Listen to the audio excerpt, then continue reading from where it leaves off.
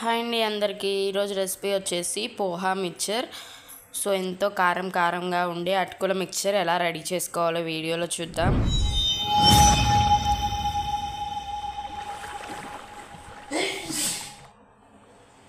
ఈ అటుకుల మిక్చర్ చాలా బాగుంటుంది. ఈ వీడియోలో చూపించిన విధంగా మీరు కూడా ట్రై చేయండి.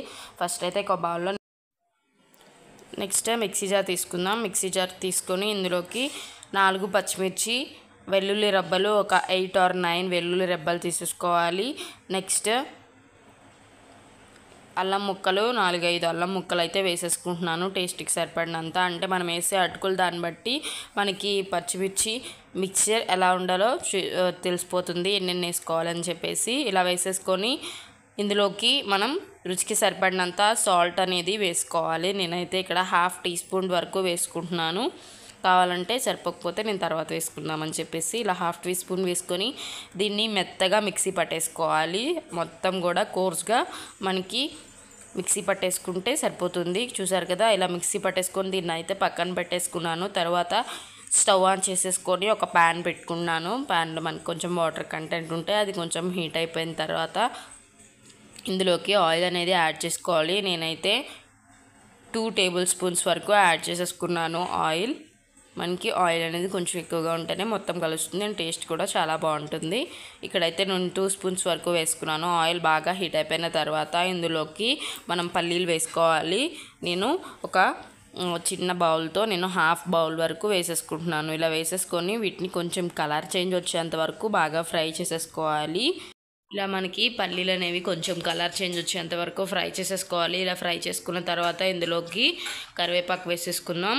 ఇలా కరివేపాకు కొంచెం బాగా ఫ్రై అయిపోయిన తర్వాత మనం మిక్సీ పట్టుకున్న పేస్ట్ కూడా వేసేసుకొని పచ్చివాసన పోయేంత వరకు దీన్ని కూడా బాగా ఫ్రై చేసేసుకోవాలి లో ఫ్లేమ్లో పెట్టుకొని. ఇలా ఫ్రై అవుతుండగా ఇందులోకి 1/2 టీ స్పూన్ వరకు పసుపు అనేది యాడ్ చేసేసుకుందాం. పసుపు కూడా వేసుకొని మొత్తం నీట్గా కలుపుకొని దీన్ని కూడా కొంచెం సేపు ఉడకనిచ్చేసుకోవాలి.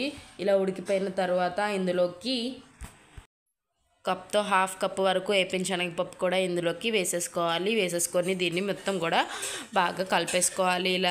ఇలా కలుపుకున్న తర్వాత ఇందులోకి మనం అటుకులు అయితే యాడ్ చేసేసుకోవాలి. అటుకులు మనం వేసిన పచ్చిమిర్చి పేస్ట్ ఉంది కదా, దానికి సరిపడినంత వేసుకోవాలి. లేకపోతే పేస్ట్ అనేది ఎక్కువగా తెలుస్తుంది.